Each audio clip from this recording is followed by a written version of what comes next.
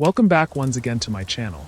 This is Shadow, and today we have a story of 5 men vanished after a basketball game in 1978. Their car was found abandoned in the Sierra Nevada mountains, but only 4 bodies were ever recovered. This is the story of the Yuba County 5, a mystery forever trapped in eternal winter.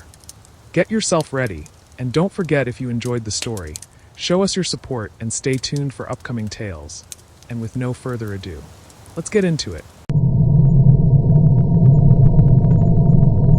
They were 5 ordinary young men who happened to be born with a few extra hurdles, and they turned those hurdles into a team. Jackie Hewitt, 24, the baby-faced one with the lopsided grin and the gentle heart, lived on the family farm in Olivehurst, still kissed his mother every night before bed, still called her 3 times a day from the payphone at the gas station where he pumped fuel and dreamed of owning his own station someday. He was the hugger, the one who remembered birthdays and carried peppermints for the dogs. Bill Sterling, 29, broad-shouldered and quiet, the strong, silent forward who never needed more than a nod to let you know he had your back.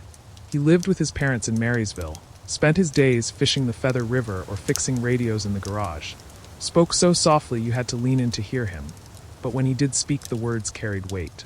Jack Madruga, 30, the planner, the driver, the Vietnam vet who came home quieter than he left and poured every paycheck into keeping his turquoise and white 1969 Mercury Montego running smooth and shining. He lived with his widowed mother, worked nights as a school janitor, kept a folded road map in the glove box, and believed that if you planned well enough, nothing could go wrong. Ted Weiher, 32, the gentle giant at 6'4", 200 pounds of pure kindness wrapped in a slow smile and a voice that never rose above a murmur. He still slept with the teddy bear he'd had since childhood, still waved at every neighbor, still believed the world was mostly good because that was the only world he had ever known.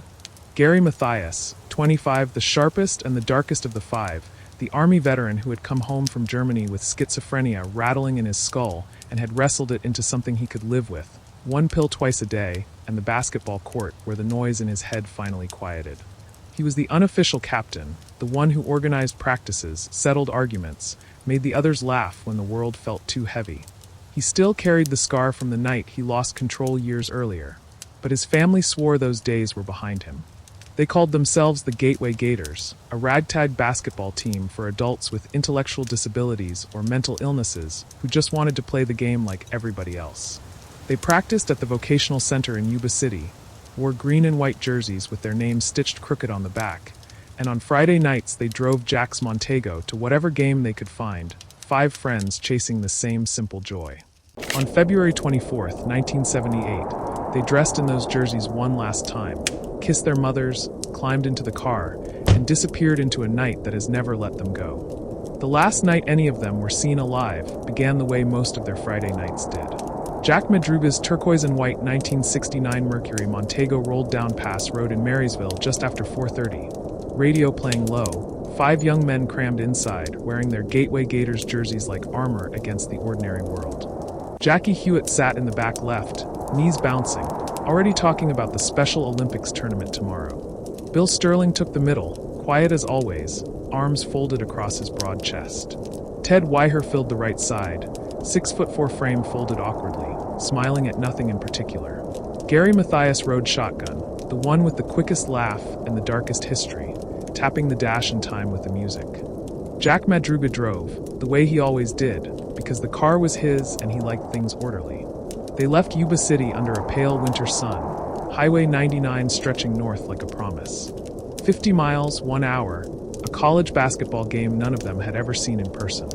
They talked about the Aggies, about the new sneakers Ted's mom had washed twice to make them perfect white, about the trip to Los Angeles they would win tomorrow if the Gators took the regional title. None of them knew the road home would never appear again. The game itself was loud and bright and ordinary. They cheered from Section C, row 10, 5 voices rising above the crowd every time Chico State scored. When the final buzzer sounded at 10 o'clock, they lingered just long enough to slap backs and relive the best plays, then spilled out into the cold night still buzzing. 3 blocks away, Bears Market glowed under fluorescent lights. The clerk wanted to close. They dawdled anyway, grabbing pies and candy bars and milk the way little kids grab Halloween candy, paid their $3.25, climbed back into the Montego laughing. That was the last moment the world saw all 5 of them together. Instead of turning south on Highway 99, they turned east. No one knows why. The Montego rolled through Oroville's sleeping streets, past the last streetlights, and began to climb. The road narrowed, pavement gave way to gravel, gravel to dirt. Snow started as scattered flakes, then thickened into curtains.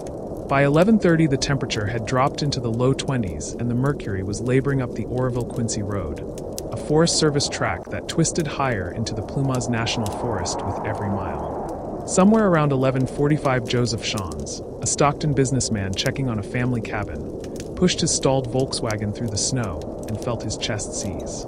He collapsed beside the road, gasping, looked up, and saw lights moving 100 yards ahead. Flashlight beams. 5 silhouettes, maybe more. He heard voices, called out twice. The light snapped off. The voices stopped. Nothing came toward him. A few minutes later the Montego nosed into a shallow drift and stopped. The engine ticked itself cool. 5 men sat inside a car that could still have been pushed free. Snow chains still in the trunk, gas tank 3/4 full, heater still working. They left the snacks on the seat. They took the keys. They closed the doors and walked away. A blizzard arrived at 1 in the morning and erased every footprint within the hour. Saturday morning the parents began phoning one another. No one had come home. By noon the Special Olympics tournament started without its 5 best players. By nightfall the families were frantic. Police told them to wait. Adults could stay out if they wanted. The families knew better. These boys never stayed out. 4 days later a forest ranger on routine patrol spotted a flash of turquoise half buried in white.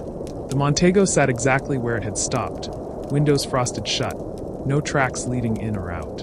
Inside, the uneaten cherry pie, the milk carton, the basketball programs, the road map opened to a place called Forbestown that none of the families had ever heard mentioned. Searches began at once, snowmobiles and helicopters and dogs and hundreds of volunteers combing 100 square miles of mountain wilderness. Blizzards shut them down for days at a time. Spring refused to come. The forest kept its own counsel. Then June arrived and the snow began to rot. On the 4th of June, a group of motorcyclists looking for a place to camp forced the padlocked door of a Forest Service trailer 20 miles uphill from the car. The smell hit them first. Inside, on one of the cots, lay Ted Weiher wrapped head to toe in 8 sheets like a mummy. He had lost 100 pounds. His beard had grown 4 inches. His feet were black with frostbite and bare. The propane heater beside the bed was full. The food locker held enough sea rations and freeze-dried meals to feed 5 men for a year. Only a dozen cans had been opened. The rest sat untouched. 2 days later searchers found Jack Madruga and Bill Sterling 11 miles downhill from the trailer, bones scattered across pine needles. Animals had been at them for months. 2 days after that, Jackie Hewitt's spine and 1 tennis shoe turned up near a creek, his skull 100 yards farther on. Gary Mathias was not with any of them. Inside the trailer someone had left Gary's tennis shoes neatly side by side. Ted Weiher's larger leather boots were gone. The coroner said Madruga, Sterling, and Hewitt froze to death within the first week or 2. Ted lasted 8 to 13 weeks, and then starved in a room full of food. No one could explain why he never turned on the heater, never opened the locker, never tried to walk the 4 miles to the plowed road and the lodge that kept a light burning all winter. The forest gave up nothing more. Years passed. Tips came and went. Someone saw Gary in Spokane. Someone saw him pumping gas in Oregon. Someone swore they served him coffee in a diner outside Tijuana. Every lead collapsed. The families grew old. Mothers and fathers died, still waiting for a phone call that never came. Brothers and sisters kept the bedrooms exactly as they had been in 1978. Jerseys still hanging in the closets, trophies still gathering dust. Closets, trophies still gathering dust. In 2019, the Yuba County Sheriff's Office quietly changed the case classification from missing persons to suspicious deaths, possible homicide. Gary Mathias was added to the victim list. No suspect was ever named. Every February, the surviving relatives gather under a plaque at the old vocational center in Marysville. 5 names are carved into bronze beside a small bronze basketball frozen forever in mid-dribble. They lay flowers, tell the same stories, stare up at the Sierra Nevada glowing white on the horizon, and try not to think about how close the answers might still be. Somewhere up there the snow falls again, this year the way it fell in 1978. Somewhere up there a turquoise and white car rusts behind a chain link fence. Somewhere up there a trailer is long gone, but the ground remembers the weight of a man who wrapped himself in sheets and waited for friends who never came back. And somewhere maybe Gary Mathias is still walking, boots too big for his feet, looking for a road that only ever led one direction. The mountain has not given him up. It never will. And that was it for today. Hope you enjoyed. Please maintain your safety wherever you go. Mind yourselves, for I want to encounter you next time. Show us your love and support, my friend. See you next time.